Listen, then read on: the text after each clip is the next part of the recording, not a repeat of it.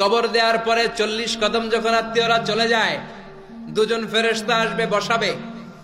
এই ঘটনাটা আমারও ঘটবে, আপনারও ঘটবে, বিশ্বাস হয়? প্রস্তুত আছেন তো? বসিয়ে দেয়া হবে। মুমিন বান্দাকে প্রথম প্রশ্ন করবে, আমার রব্বুক, তোর রবের নাম কি? মুমিন বান্দা বলিষ্ঠ কণ্ঠে বলে দিবে, আল্লাহ আমারে রব, এই রবি আমার সব। পড়ে, আল্লাহ আমারে রব, এই রবি আমার সব। পড়েন আমিন। আমরা যেন আল্লাহ বলিষ্ঠ কণ্ঠে বলতে পারি, আল্লাহ আমার রব, তুমি কবুল করো। পড়েন আমিন। প্রথম প্রশ্ন খালাস। দ্বিতীয় প্রশ্ন, আমার দিন, উত্তর দিনের নাম কি, ধর্মের নাম কি? চিৎকার দিয়ে আমরা বলবো আমাদের ধর্মের নাম। তৃতীয় প্রশ্ন করা হবে, মান হাযার রাজুল, দেখো তো এই লোকটারে চিনো কিনা, এই লোকটারে চিনা চিনা লাগে কিনা।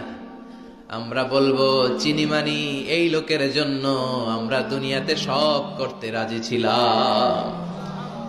এই লোকের জন্য আমরা দেহের প্রাণ ঢালা উচ্ছ্বাস ছিল আমাদের হৃদয়ে।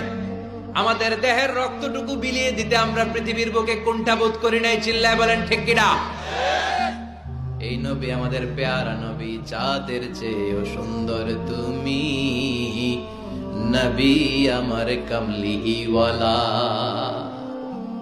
চাঁদের চেয়ে সুন্দর তুমি নবী আমার কামলিওয়ালা।